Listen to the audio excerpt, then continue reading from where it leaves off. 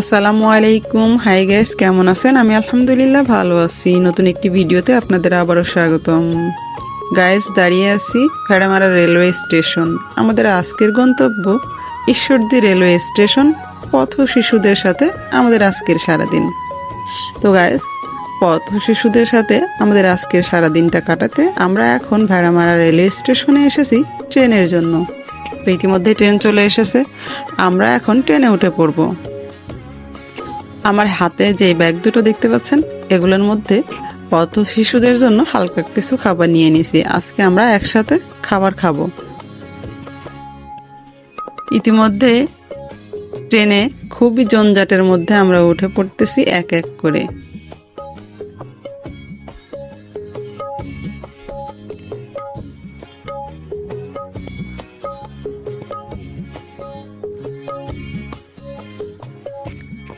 তো গাইস, ট্রেনের মধ্যে উঠে গেছি। বেশ, ট্রেনটাও ছেড়ে দিয়েছে। ঝকঝকাঝক ট্রেন চলেছে রাত দুপুরের। তো ঝকঝক করে ট্রেনটা বেশ চলতেছে। আমরাও সিট না পেয়ে দাঁড়িয়ে আছি। তবে হ্যাঁ, বেশি দূরের রাস্তা না, এখান থেকে দুটো স্টেশন, তাই তেমন অসুবিধা হচ্ছে না। ট্রেন চলছে নিজ মনে। ট্রেনটি ছুটে চলেছে আমাদের গন্তব্যে এবং ট্রেনের গন্তব্যে।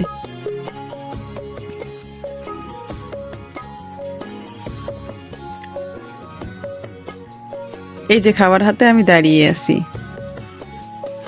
আমার মতো অনেকেই দাঁড়িয়ে আছে। এটা পাকশী রেলওয়ে হার্ডিং ব্রিজ। এই হার্ডিং ব্রিজটা অনেকেই দেখছেন। এটার বয়স 110 বছর। আমরা অবশেষে পৌঁছে গেলাম আমাদের গন্তব্যে, ঈশ্বরদী রেলওয়ে স্টেশন।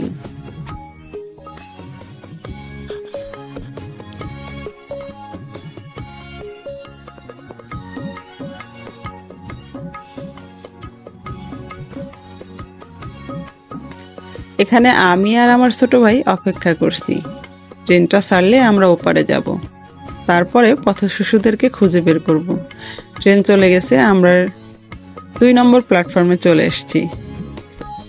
আর ওরা বেসিক্যালি এই প্ল্যাটফর্মেই থাকে।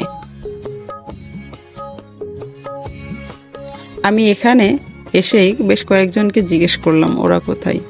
ওনারা বললো একটু অপেক্ষা করুন, দেখতে পাবেন। এদিকে একটা দাদি ওরা ধরে নাচতেছে, তা দেখে আমার তো হুঁশ হারা প্রায়।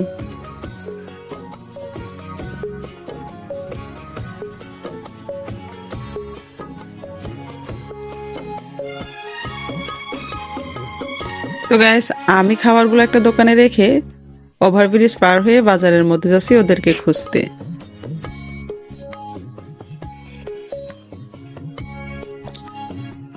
ঈশ্বরদী রেলওয়ে স্টেশনটা কিন্তু অনেক সুন্দর, আর এর ওভারব্রিজটা কিন্তু অনেক বড়।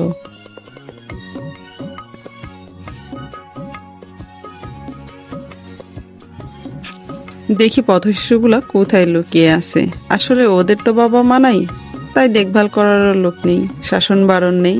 যেখানে রাত তো সেখানে গাত, কই লুকায় আছে কে জানে। এদিকে কয়েকজনকে পেলাম, বাজারের মধ্যে এসে অল্প কয়েকজনকে পেলাম। এবার আমি বললাম ওদেরকে আসতে, আমি বাকিগুলোকে খুঁজে নিচ্ছি।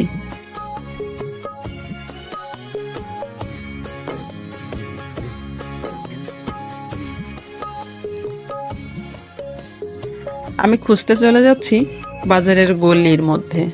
যে গলির মধ্যেই ওরা অনেক সময় থাকে। এদিক ওদিকে বেশ কয়েকজনকে জিজ্ঞেস করলাম, ওনারা বলল এই গলি দিয়ে সোজা গেলেই ওদেরকে দেখতে পাবো। এই গলি ধরে হাঁটতেছি। এখানে বেশ একটা সুন্দর ফুলের দোকান। ফুল দেখলে আমার কেমন হুঁশ হারা হারা হয়ে যায়।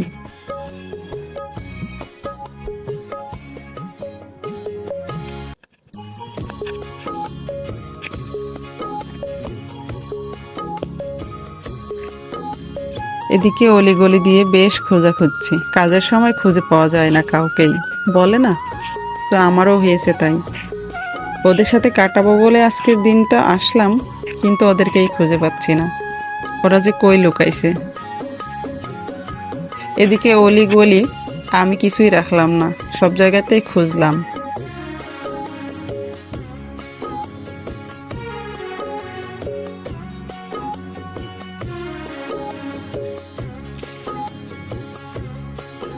আমাদের ঈশ্বরদী থানায় কিন্তু অনেক রাশিয়ানরা আছে, তাই বাজারের মধ্যে মাঝে মাঝে রাশিয়ানদেরকেও দেখা যাচ্ছে। বেশ মজার ব্যাপারটা, তাই না? আমি আপনাদের নেক্সট ভিডিওতে দেখাবো গ্রিন সিটি রাশিয়ান। আমাদের ঈশ্বরদী থানায় এক টুকরো রাশিয়া।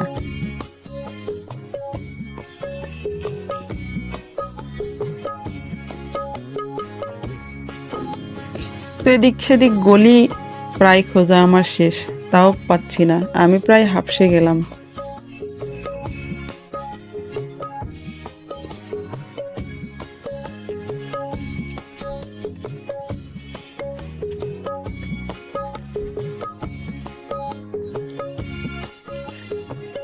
গলি খোঁজা শেষ, বাজারের মধ্যে থেকে বেরোয় গোদামপট্টিতে যাচ্ছি, যেখানে ওরা থাকলেও থাকতে পারে। গোদামপট্টিতেও পেলাম না, এবার চলে যাচ্ছি রেলগেটের দিকে, দেখি ওদিকে পাওয়া যায় নাকি।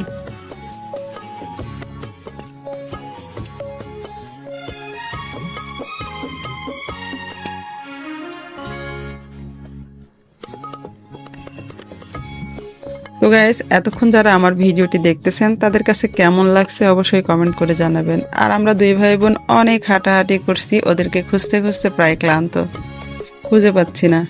দেখা যাক, সামনে এগিয়ে দেখি কোথায় পাওয়া যায়। যারা এতক্ষণ আমার ভিডিওটি দেখছেন অবশ্যই আমার নেক্সট ভিডিও পেতে আমার চ্যানেলটিকে সাবস্ক্রাইব করে নেবেন, আপনাদের পাশে থাকা বেল আইকনটি বাজিয়ে। আমরা হেঁটে এসে প্রায় ক্লান্ত, তাই একটু জিরিয়ে নিচ্ছি, আবার যাব খুঁজতে। একজনকে পেয়েছি এখানে, ওর সাথে কথা বলতেছি। ওর নাম ফাতেমা, বাসা পাবনা। এদিকে কয়েকজনকে পেলাম, ব্যাস এবার ধরে নিয়ে আসছি। আর বলতেছি তোমাদের খুঁজতে খুঁজতে আমরা প্রায় ক্লান্ত।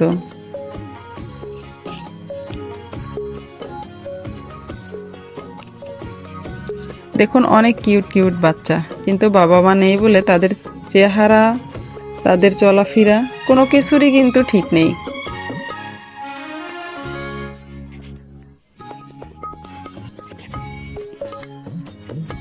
এই নিষ্পাপ সন্তানগুলোর জন্য কারা দায়ী আপনারাই কমেন্ট করুন।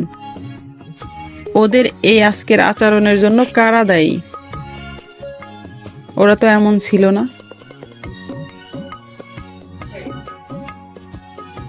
ওদেরকে বেশ বসিয়ে দিয়েছি, আর আমি জায়গাটা নিয়ে এসেছি খুব বেশি বড় না।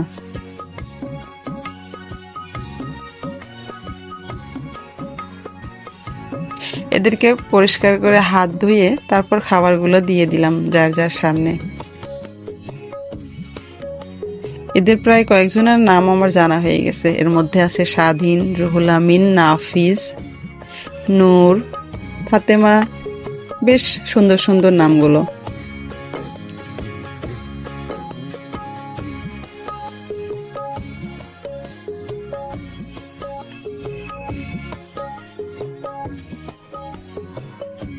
আমার জীবনে আমি অনেক ঘোরাঘুরি করছি, তবে আমার আজকের এই ঘোরাটা, এই ভ্রমণটা আমার লাইফে মানে সবচেয়ে বেশি আনন্দময়।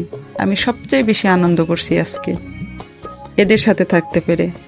এদিকে নাফিজের হাত কেটে গেছে, তো খেতে পারছে না। আমি বললাম আমি তোমাকে খাইয়ে দিচ্ছি, অসুবিধা আছে? বললো না।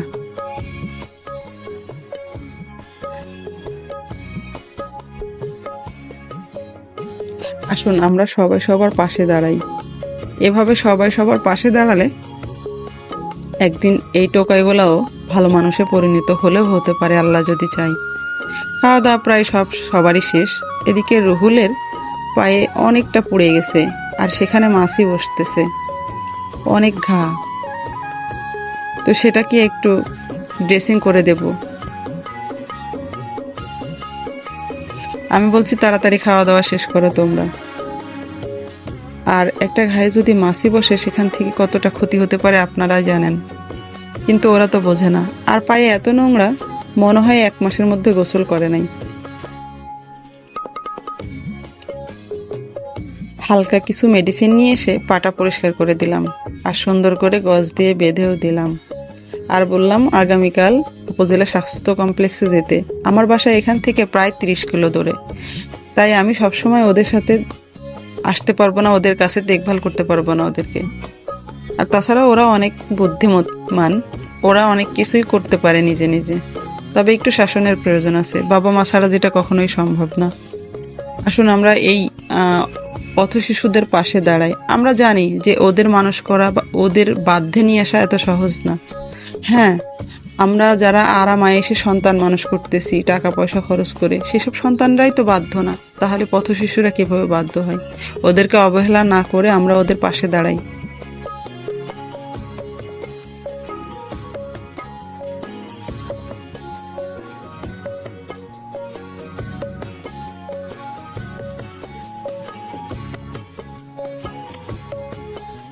এদিকে একটা কাকা একটা পলিথিনে করে বেশ কয়েকটা তালের পিঠা নিয়ে এসে বাচ্চাদের দিছে। বিষয়টা দেখে খুব ভালো লাগলো।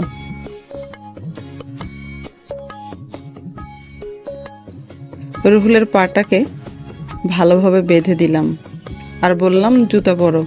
বলছে আপু জুতা পরলে তো পায়ে ব্যথা করে। তা অবশ্য ঠিক আছে। তা বললাম পাটাকে পরিষ্কার করে ধুয়ে নিও আর ডাক্তার দেখায়ও।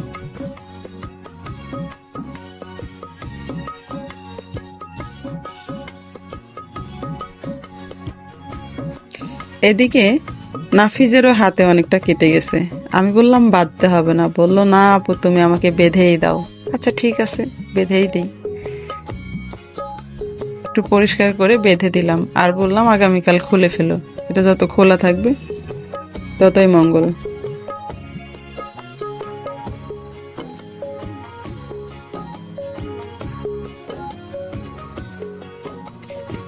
তো গাইস, এই ভিডিওটা আপনাদের কাছে কেমন লাগলো একটু কমেন্ট করবেন, সবার কাছে আমার অনুরোধ।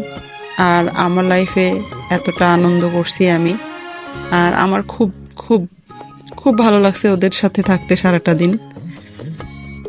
খুব ভালোভাবে মিশছি ওদের ওদের খুব কাছে গিয়ে দেখতে পারলাম, ওদের মনের ভাব জানতে পারলাম। ওরা কিন্তু সদা সর্বদা সত্য কথা বলল, একটাও মিথ্যা কথা বলেনি। ওরা কিভাবে থাকে, কিভাবে খায়, কি কি দুষ্টামি করে সব বলিছে। তো ওদের একটা ইচ্ছা যে ওদের মানে লেখাপড়া শিখ। তো আমি একটু চেষ্টা করব, আপনারা আমার পাশে থাকবেন ইনশাল্লাহ। দেখি যদি পারি।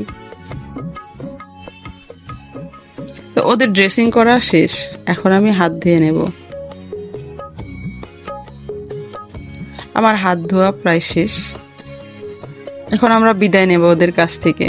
তো গাইস, কেমন লাগছে এই ভিডিওটি অবশ্যই কমেন্ট করবেন। এদিকে বাচ্চারা অনেক খুশি। তো গাইস, এই ছিল আমাদের আজকের ভিডিও। আপনাদের কাছে কেমন লাগলো? আমার প্রত্যেকটা ভিডিওর আপডেট পেতে অবশ্যই আমার চ্যানেলটিকে সাবস্ক্রাইব করে নেবেন, আপনাদের পাশে থাকা বেল আইকনটি বাজিয়ে। সবাই ভালো থাকবেন, সুস্থ থাকবেন, দোয়া করবেন আমার জন্য। সবাইকে আল্লাহ হাফেজ। বাড়ি ফিরে আসছি, আমার গন্তব্য।